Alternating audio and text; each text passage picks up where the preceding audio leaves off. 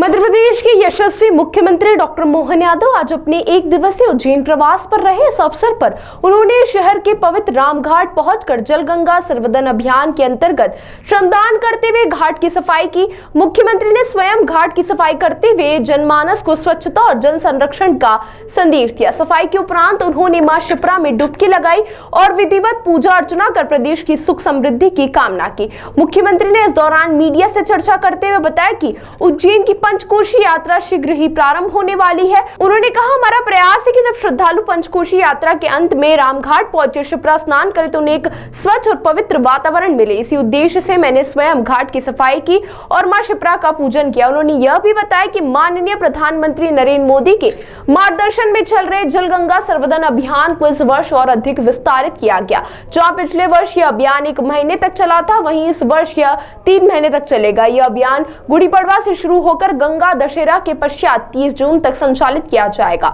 मुख्यमंत्री ने जानकारी दी कि प्रदेश में अब तक 1.62 लाख से अधिक जल दूतों का पंजीयन किया गया है, जो जल स्रोतों के संरक्षण संवर्धन में सक्रिय भूमिका निभा रहे हैं। साथ ही प्रदेश भर में लगभग 80,000 तालाबों का निर्माण कार्य भी प्रगति पर है, जिससे किसानों को सिंचाई में सुविधा मिलेगी और जल संकट से राहत मिलेगी। वहीं नक्सलवाद के मुद्दे पर पूछे गए सवाल का जवाब देते हुए मुख्यमंत्री डॉक्टर मोहन यादव ने स्पष्ट किया कि मध्य प्रदेश में नक्सलवाद को जड़ से खत्म करने की दिशा में प्रभावी कार्य हो रहा है। उन्होंने कहा, भारत सरकार के कमिटमेंट के अनुसार वर्ष 2026 तक नक्सलवाद पूरी तरह समाप्त हो जाएगा। बालाघाट और मंडला जैसे जिलों में नक्सल विरोधी अभियान के अंतर्गत अब तक 10 से अधिक नक्सलियों का खात्मा किया जा चुका है। कार्यक्रम के अंत में मुख्यमंत्री मोहन यादव ने पंचकोशी यात्रा में शामिल श्रद्धालुओं का सम्मान किया। इसके अलावा घाट की सफाई में लगे सुरक्षा कर्मियों कर्मचारियों का भी उन्होंने विशेष रूप से सम्मान किया और उनके योगदान की सराहना की।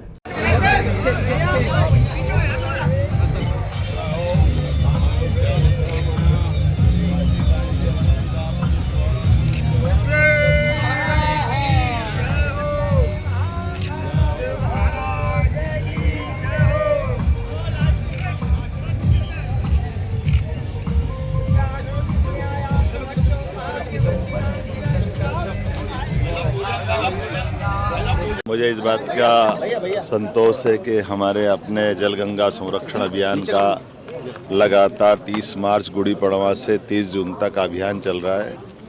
पूरे प्रदेश के अंदर हमारी सभी मध्य प्रदेश की नदियां, एक तरह से नदियों का मायका है मध्य प्रदेश। हमको सबको मालूम है कि मध्य प्रदेश में कोई हिम ग्लेशियर नहीं है, कोई ऐसा हिमालय की तरह यहाँ पर जल स्रोत का बड़ा भंडार नहीं कि धीरे धीरे बर्फ़ पिघलेगा और जल नीचे आएगा। लेकिन बगैर कोई हिम ग्लेशियर के जितनी जलराशि मध्य प्रदेश से पूरे देश के अंदर बाकी राज्यों में जल में प्रवाहित धारा बताती है कि यहाँ की भौगोलिक संपदा, खासकर वन संपदा और हमारे जल संग्रहण करने की जो परमात्मा की कृपा है वो अद्भुत है। हम सब इसके लिए प्रयास कर रहे हैं कि मध्य प्रदेश का वन संपदा केवल मध्य प्रदेश के लिए नहीं, मध्य प्रदेश की जल संपदा केवल मध्य प्रदेश के लिए नहीं। नर्मदा जी हमारे मध्य प्रदेश के साथ साथ गुजरात में पूरा जीवन प्रदान करती, जो राजस्थान तक धारा जाती है। केन बेतवा पूरे उत्तर प्रदेश के लिए, और चंबल भी आगे जाकर यमुना, और यमुना से गंगा के माध्यम से पूरे देश और हमारी संस्कृति को धन्य करती है। सोन नदी छत्तीसगढ़ से होते हुए आगे बढ़ती, ताप्ती महाराष्ट्र की तरफ जाती है।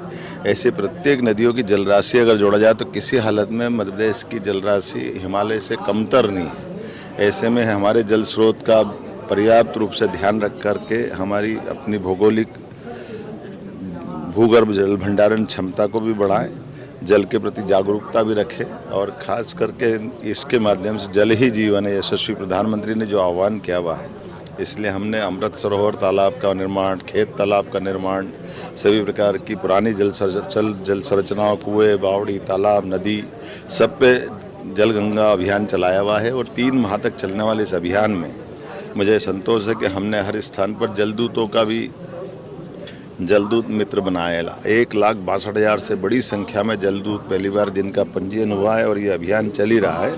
मेरी अपनी ओर से प्रदेश से सभी नागरिकों से आह्वान है कि हमारे अपने जीवन में जल का अत्यंत महत्व है। ऐसे में हम सब जल स्रोतों का ध्यान रखें, स्वच्छता का ध्यान रखें, इनके पुनर्भंडारण से लेकर के सभी कामों में शासन के साथ कदम से कदम मिला के बढ़े।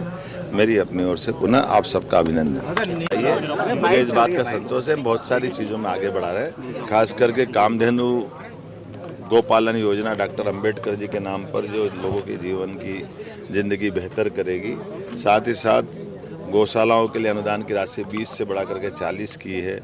बड़ी गौशाला जो 5000 से बड़ी खोलने वाले उनको भी वित्तीय मदद हम करने वाले। कई प्रकार से प्रदेश के अंदर गोधन बढ़े, इस पे हम काम कर रहे हैं। मुझे इस बात का संतोष है कि लगभग 9% की गौ दूध की हमारी जो क्षमता है इसको 20% तक बढ़ाने के लिए हमने सहकारिता समितियों के लिए माननीय गृह मंत्री और सहकारिता मंत्री श्रीमान अमित शाह जी के सामने जो कमिटमेंट किया, हम उस पर आगे बढ़ रहे हैं। उम्मीद करेंगे कि बहुत जल्दी ये दूध की राजधानी देश के अंदर मध्य प्रदेश बनेगा। सर, छत्तीसगढ़ की जैसे नक्सलवाद जो मध्य प्रदेश में कुछ इलाकों में है उसको भी खत्म करने का चैलेंज। नक्सलवाद की हमारे भारत सरकार के कमिटमेंट के 2026 तक नक्सलवाद समाप्त होगा। हम उस पर काम कर रहे हैं और यही परिणाम दे रहे हैं कि हमने बालाघाट मंडला में लगातार नक्सलवादियों के खिलाफ मूवमेंट चलाएं और 10 से ज़्यादा दुर्दांत आतंकवादी मारे भी गए, नक्सलवादी मारे गए हैं और आने वाले समय में या तो सरेंडर करें या मार दिए जाएंगे। इसके अलावा कोई बीच का रास्ता नहीं है।